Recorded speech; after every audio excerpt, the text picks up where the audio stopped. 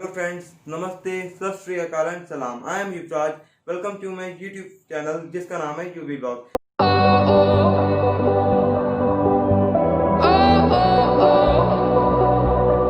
जैसे कि आपको पता है, I am exploring about Photoshop concept, तो जिसमें मैं आपको बताऊंगा आज फोटोशॉप की इंट्रोडक्शन दूंगा और मैं आपको बताऊंगा कि फोटोशॉप में हम बैकग्राउंड कैसे रिमूव कर सकते हैं बहुत अच्छे से। तो आप इस वीडियो में बने रहिए। अगर आपको ये वीडियो अच्छी लगती है तो इसे लाइक शेयर सब्सक्राइब जरूर करना। तो हम चलते हैं अपनी लैपटॉप स्क्रीन पर। तो अब हम आ गए अपनी लैपटॉप की स्क्रीन पर। जब तक मैं अपना फ़ोटोशॉप स्टार्ट करता हूँ तब तक मैं आपको कुछ बेसिक थिंग्स बताता हूँ। जैसे कि किसी बंदे ने फ़ोटोशॉप आज तक चलाया नहीं, तो उसे सबसे पहले फ़ोटोशॉप हमें पता होना चाहिए कि फ़ोटोशॉप है क्या।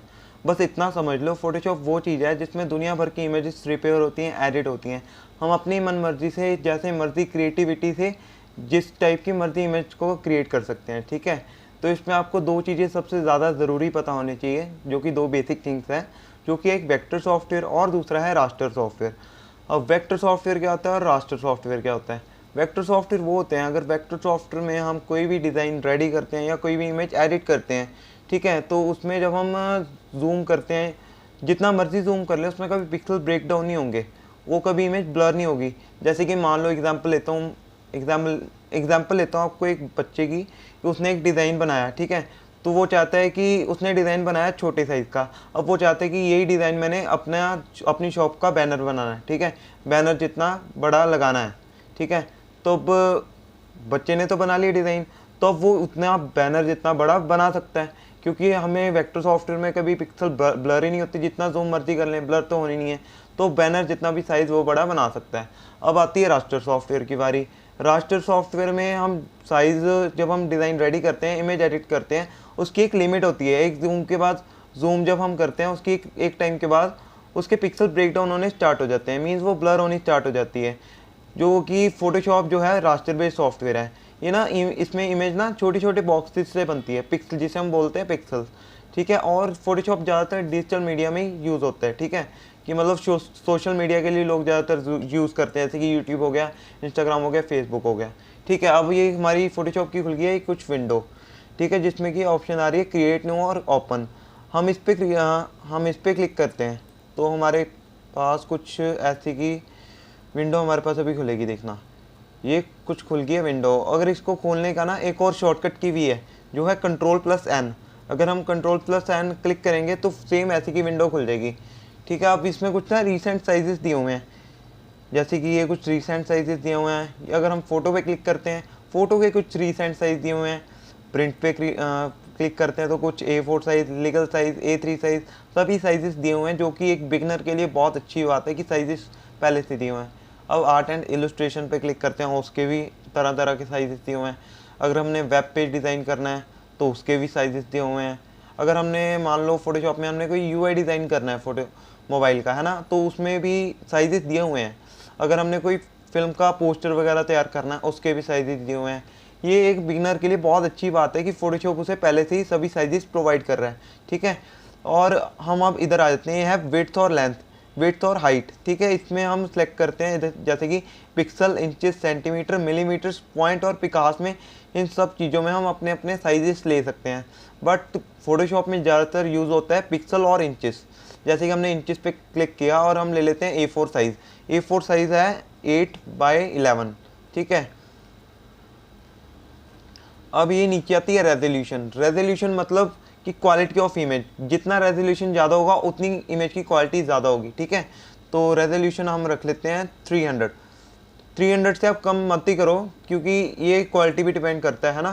तो इसके साथ दिया हुआ है नीचे कलर मोड, जो कि ये RGB कलर ही रहना चाहिए जब हम डिजिटल मीडिया पे यूज़ कर रहे हैं। अगर हमने प्रिंट मीडिया पे यूज़ करना है तो CMY की मोड यूज़ होगा, ठीक है। तो फिलहाल के लिए हम RGB मोड रखते हैं।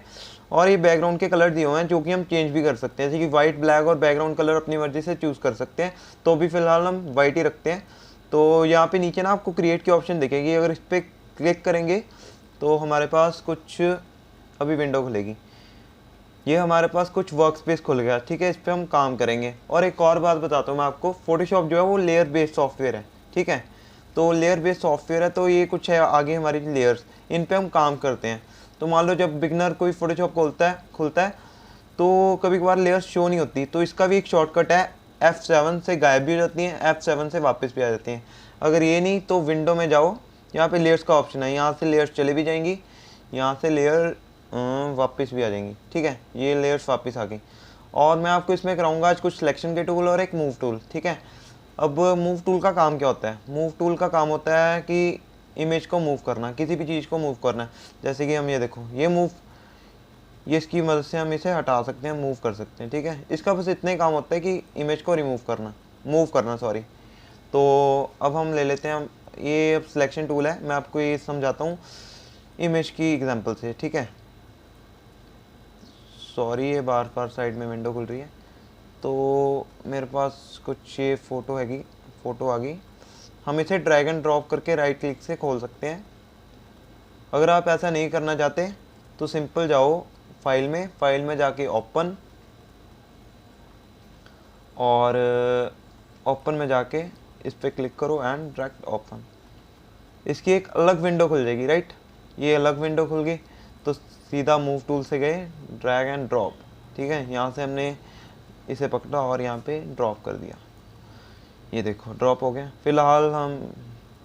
फ़िलहाल आप जो मैंने आपको फर्स्ट टाइम पहले वाला जो आइडिया बताया वही यूज़ करो आप, तो ज़्यादा बेटर है, ये थोड़ा लेंथी मेथड है। ठीक है, अब हम फ़िलहाल के लिए इसे डिलीट करते हैं। अभी जो सिलेक्शन टूल है, जैसे कि मान लो हमने सिलेक्शन बनाई, हमें इतना पार्ट इसका नहीं चाहिए, हम सीधा क्या करेंगे, डिलीट। अब देखो इधर कुछ ऐसे आ रही है, could not complete your request because the smart object is not directly editable. ये देख के घबराना नहीं है, ये हर बारी ये कहीं ना कहीं इमेज में आ जाता है। इसका मतलब क्या होता है, ये जो इमेज है ये स्मार्ट ऑब्जेक्ट में कन्वर्ट है। सिंपल आपने क्या करना है, राइट क्लिक करो, रेस्टराइज लेयर। अब ये सिंपल हमने इसे रेस्टराइज कर लिया लेयर, और अगर हम डिलीट करते हैं तो ये डिलीट हो गई, सिंपल। अब हम फिलहाल के लिए इसे कंट्रोल Z कर लेते हैं अंडो के लिए, और कंट्रोल अगर हमें अब इसे हटाना है तो हम उसके लिए क्या करेंगे, डीसेलेक्ट करेंगे। या तो राइट क्लिक करके डीसेलेक्ट कर लो, या कंट्रोल+D डीसेलेक्ट, राइट। तो इधर अब कुछ ना मोड्स भी दिए हुए हैं, ये ऊपर कुछ मोड्स दिए हुए हैं सिलेक्शन के। तो हम ये वाला मोड ट्राई करते हैं, ऐड टू सिलेक्शन। मतलब अगर हमें इतनी सिलेक्शन और ऐड करनी है तो इसको ऐसे सिलेक्शन बनाओ, ये ऐड होगी। ठीक है, अगर हमने सब्ट्रैक्ट करनी है, मान लो हमें इतनी सिलेक्शन सब्ट्रैक्ट करनी है तो ये सब्ट्रैक्ट होगी। और जितनी सिलेक्शन बनाई है हमने, और एक और मोड है, ये वाला मोड सेलेक्ट करने से क्या होता है, अगर हमने जितनी सिलेक्शन बनाई है उतनी हमने इतनी सी रखनी है, राइट। तो ऐसे किया तो इतनी सिलेक्शन रहेगी, ठीक है कि नहीं। तो अगर हमने फिर से डिलीट करना तो डिलीट का बटन दबा दो, नहीं तो अंडो करके कंट्रोल D। अब इस टूल का सिर्फ इतना ही काम है, ठीक है। तो अब आता है आगे लेसो टूल। अगर हम एक पॉइंट से स्टार्ट करते हैं तो एक पॉइंट पे आके अगर मैच करेंगे तो उतने की सिलेक्शन बन जाएगी। इतना पार्ट हमें कट करना है तो डिलीट हो गया, delete, control Z plus control D। ठीक है, अगर मान लो हमें इसका फेस नहीं चाहिए, हमने ऐसे सिलेक्शन बनाई इसकी, ये सिलेक्शन बन गई, और डिलीट, हम इसकी जगह कुछ और फेस लगा देते हैं। अब फिलहाल हम कर लेते हैं control Z plus control D। ठीक है, और नेक्स्ट टूल आता है पॉलीगन लेसो टूल, जिससे हम करेंगे कटिंग। पहले तो मैं एक और चीज़ आपको बताता हूँ, जो कंट्रोल+0 करते हो तो फिट टू इमेज आ जाएगी। ठीक है, कंट्रोल+ करते जाओगे तो जूम इन होता जाएगा, कंट्रोल- करते जाओगे तो इमेज छोटी होती जाएगी। ठीक है, तो फिलहाल के लिए हम बड़ा कर लेते हैं इमेज को। तो हमने कुछ नहीं करना, हमने एक पॉइंट से यहाँ से स्टार्ट करना है, और हमने राइट क्लिक करते करते ड्रैग करते करते क्लिक करते जाना है। ये देखो मैं लेफ़्ट क्लिक कर रहा हूँ और साथ साथ में मैं ड्रैग एंड क्लिक करते जा रहा हूँ, बस और कुछ नहीं कर रहा। बस आपने ना इसकी प्रैक्टिस करनी है, बिकॉज अगर इस पर हाथ बैठ गया ना तो इसी से आगे बढ़ा जा सकता है। क्योंकि अगर आपके पास कोई क्लाइंट आता है, मान लो आपने सीख के आपने कुछ, आपके पास कस्टमर आया और कस्टमर ने बोला मुझे बैकग्राउंड रिमूव चाहिए, इसकी वाइट बैकग्राउंड चाहिए, है ना। तो हम ऐसे सिलेक्शन बनाते गए, तो कस्टमर ने बोला वाइट बैकग्राउंड चाहिए, तो आप कस्टमर के हिसाब से आप स्टार्टिंग में ही आप उससे 60 to 70 rupees white background remove करने के उससे चार्ज कर सकते हैं। तो इसलिए इसकी प्रैक्टिस करना, मैं आपको भी जल्दी करके बता रहा हूँ ताकि वीडियो ज़्यादा लंबा ना हो। तो इसकी आप जितनी हो सकती है प्रैक्टिस करना, और इसमें जल्दबाजी बिल्कुल मत करना, ठीक है। ये देखो सिलेक्शन बन रही है हमारी, ये देखो लाइक दिस। मैं सिर्फ लेफ्ट क्लिक कर रहा हूँ, ड्रैग करता जा रहा हूँ बस। और जितनी हो सके इसे आप डिटेलिंग ज़रूर देना, ठीक है। ये देखो, जितनी आप डिटेलिंग दोगे उतनी कटिंग ज़्यादा अच्छी होगी आपकी। तो ये देखो लाइक दिस, हो रही है ना कटिंग आपकी अच्छी। ये देखो मैं बना रहा हूँ, ये देखो लाइक दिस, ये देखो लाइक दिस। मैं सिर्फ क्लिक कर रहा हूँ और बस सिलेक्शन बनाता जा रहा हूँ, बस इतने काम है। और अभी फर्स्ट टाइम आपको ज़रूर इसको कटिंग करने में टाइम लगेगा, जो जैसे जैसे आपकी प्रैक्टिस होती जाएगी वैसे वैसे आपको टाइम कम लगेगा। फिर आप भी एक दिन अच्छे बैकग्राउंड रिमूवर बन जाएंगे। मुझे भी स्टार्टिंग में बहुत टाइम लगा था, मैंने भी इसकी काफ़ी प्रैक्टिस की थी। डेली की मैं 4 to 5 इमेजेस डेली कट करता था सिलेक्शन बना के। अब हमने क्या करना है, वहीं पे आके पॉइंट को ज्वाइन कर दिया। पहले तो हम कर लेते हैं Ctrl+0। ये देखो अब हमारी बन गई सिलेक्शन, ठीक है। अब हमने बैकग्राउंड रिमूव करनी है, तो हम इसके लिए पहले बनाते हैं इन्वर्स सिलेक्शन। इन्वर्स सिलेक्शन का शॉर्टकट सिंपल है, Ctrl+Shift+I। ये हमारी बन गई। ये देखो इन्वर्स सिलेक्शन आ गई, ये देखो आउटलाइन आ गई ना, सिलेक्शन आउटलाइन सिलेक्शन। तो हमें क्या करना है, डिलीट, डायरेक्ट डिलीट, राइट। मैं आपको दोबारा बताता हूँ, क्या पता आपको ना समझ लगाओ। Ctrl+Z। हमें सिंपल करना है Ctrl+Shift+I, ठीक है। और हमने किया डिलीट, इन्वर्स सिलेक्शन बना के डिलीट हो गई हमारी बैकग्राउंड रिमूव इतनी आसानी से। और अब हम कर देते हैं Ctrl+D। मैं आपको एक और चीज़ बताता हूँ जो कि मैं बताना भूल गया आपको। अगर हमने इमेज को छोटा बड़ा करना है तो उसके लिए ट्रांसफॉर्म हम बोलते हैं, जिसका शॉर्टकट होता है Ctrl+T। ये देखो Ctrl+T किया और हमने कुछ नहीं करना, माउस से लेफ़्ट क्लिक से ड्रैग, बस ये देखो छोटी हो रही है। अगर हमने चारों साइड से करनी है, ऑल्ट दबा के और क्लिक करके चारों साइड से हो जाएगी। दैट्स इट, देखा। और एंटर, बस हो गई।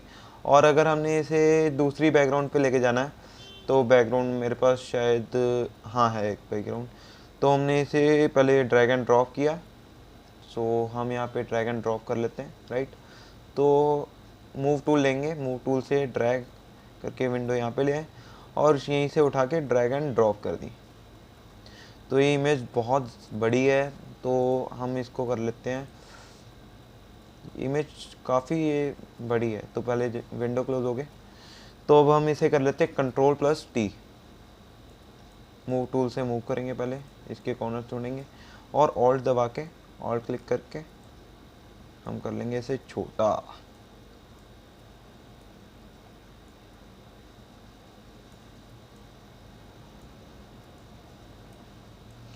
ये देखो। तो ऐसे आप अपनी मर्ज़ी की बैकग्राउंड चूज़ करके, किसी कटिंग करके बैकग्राउंड चूज़ करके अपनी मर्ज़ी की लगा सकते हो। तो नेक्स्ट वीडियो में मैं आपको बताऊंगा कुछ और बैकग्राउंड के टूल, जिससे आप चंद मिनटों में बहुत आसानी से बैकग्राउंड रिमूव कर देंगे। तो बने रहिए मेरे साथ आने वाली और बहुत सारी मोर इंटरेस्टिंग लर्निंग वीडियोस के साथ। Be safe, keep smiling.